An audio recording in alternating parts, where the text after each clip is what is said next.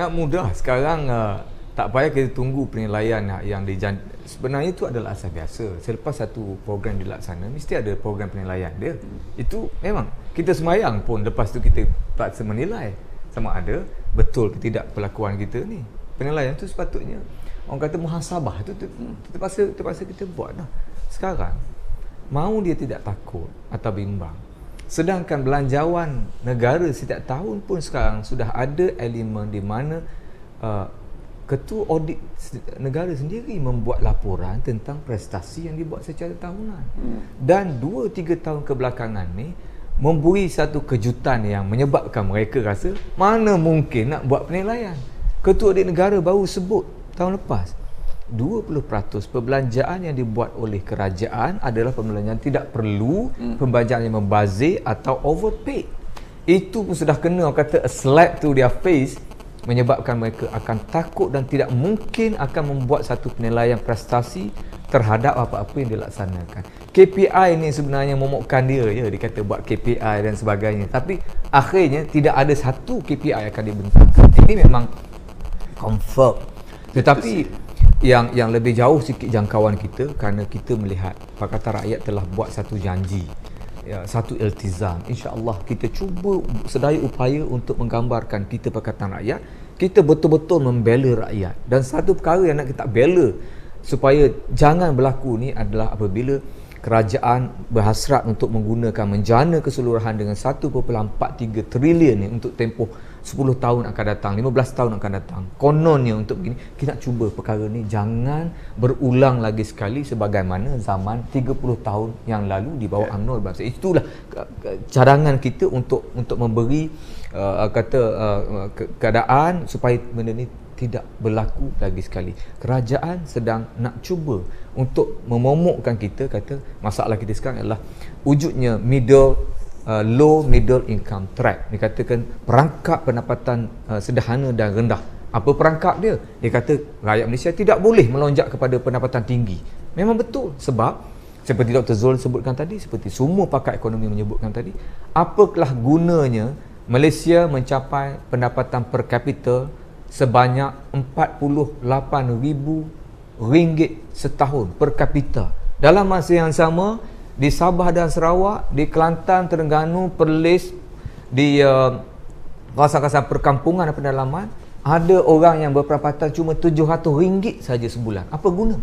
Kita wawarkan kata kita telah mencapai satu pendapatan per kapita yang sungguh luar biasa, RM50,000 setahun pendapatan per kapita. Sedangkan berlambat-lambat rakyat kita di peringkat bawah yang masih lagi memikirkan macam mana nak guna air pipe, nak bayar elektrik, macam mana nak guna kemudahan asas untuk ke sekolah, buku-buku teks dan sebagainya. Ini adalah persoalan besar yang perlu kita fikir. Sebab itu gagasan kita bukan hanya untuk mencapai satu akronim atau satu target matlamat untuk kita mendewa-dewakan seperti yang disebut beberapa kali oleh Yang Berhormat Doktor. Yang kita nak beri gambaran, kita nak puaskan hati siapa sekarang? Siapakah sebenarnya matlamat kita? Tumpuan kita sebenarnya apa? Kita nak beritahu dunia yang Malaysia telah mencapai satu tahap. Sedangkan di bawah kapetnya kita menyebabkan rakyat kita tertinggal dan makin jauh jurangnya. Sekarang ni persoalan berkenaan dengan 1.43 trilion yang nak dijana atau diperlukan atau menjana bukan satu perkara yang cukup besar sangat atau cukup, orang kata, mulia sangat untuk kita ketengahkan. Ini itu perkara yang agak mudah. Saya pernah sebutkan dulu ketirisan yang berlaku sepanjang 50 tahun merdeka. Ketirisan yang disengajakan dengan elemen-elemen perancangan begitu rapi dalam struktur dan variabel ekonomi, memungkinkan bahawa ketirisan tu sehingga sekarang berjumlah lebih pada 2 trilion ringgit. Di manakah ketirisan? The leakage pergi ke mana sekarang?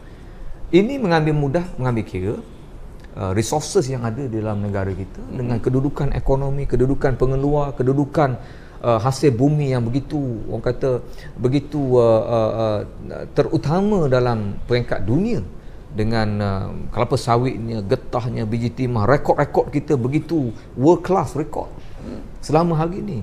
Tidak mungkin negara kita tidak mempunyai dana yang begitu besar, tidak menesabah. dan dengan populasi rakyat yang tidak begitu besar dari segi perkembangannya, kita rasa ada satu elemen yang menyebabkan berlakunya keterisan yang luar biasa, bukan seperti keterisan ekonomi yang dialami oleh Amerika, Eropah, negara Jepun atau Korea. Tidak, ini adalah satu ketirisan yang luar biasa yang mempunyai saluran-saluran tertentu dikumpulkan di satu tempat. Dan saya yakin untuk mencapai jumlah 1 ke 2 trilion ringgit sebenarnya telah ada, menunggu, telah pernah berlaku, dan ini perlu dijawab dan diiakan, diulas, dipertanggungjawabkan kepada kerajaan yang telah memerintah 52-53 tahun, kerajaan Malaysia. Mereka harus bertanggungjawab, accountable tentang isu ni. Kemanakah leakages ataupun keterisan itu sehingga membawa kepada begitu besar jumlahnya. Kita masih lagi banyak perbincangan mengenai Economic Transformation Program ataupun ETP, tetapi kita berehat sebentar dan kita akan kembali selepas ini. Terima kasih kerana masih bersama Fokus Berita. Kita sambung perbincangan ETP bersama dengan Yang Berhormat Ahli Parlimen Indra Mahkota, YB Azlan Ismail, dan juga Yang Berhormat Ahli Parlimen Kuala Selangor, Dr. Zulkifli Ahmad. Dan apa yang disebutkan oleh YB Azlan tadi, masalah kemiskinan, ETP tidak address ataupun tidak memberi perhatian apa yang berlaku, masalah kemiskinan tegar di Sarawak, Sabah, di mana Sabah dan Sarawak dikategorikan sebagai antara negeri yang termiskin di dalam Persekutuan Malaysia.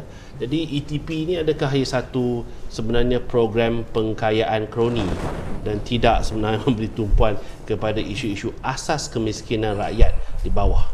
Saya rasa tidak tepatlah kalau kita kata mereka tidak ambil kira, sebab 131 projek banyak tu. Saya lihat sendiri, dikatakan bahawa tidak kurang daripada 27 EPP itu duduknya atau akan diletakkan di kawasan luar bandar yang akan memberikan ruang kerja kepada 300,000, tak silap saya. ETP ini saja, kalau saya masih ingat secara faktanya, akan memberi pekerjaan kepada 3.3 juta. Ini sasaran. Ini sasaran lah. Kalau saya nak sebut tadi khayalan, tapi tak apa, saya sebut sasaran. 27 daripada EPP itu akan diletakkan di luar bandar. Mereka sedar bahawa keperluan untuk membawa projek-projek ini di luar, memberi ruang kepada orang-orang rural, luar bandar, pinggir bandar untuk mendapat pekerjaan. Persoalan kami, secara lebih tepat, ini juga merupakan satu daripada serampang dua mata DEB. DEB tidaklah semuanya tak berjaya kerana pembasmian kemiskinan itu berjaya. Berjaya pada tahap yang tertentu. Sepatutnya ia berjaya jauh lebih baik.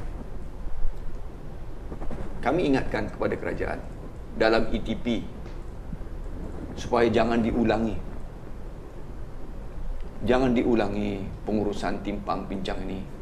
Atau dalam bahasa saya kalau marah sikit tu, jangan diulangi pengkhianatan ini kepada rakyat, khususnya di luar bandar. Kalau benar-benar projek ini telah dikenal pasti, pastikan ianya berjaya dilaksanakan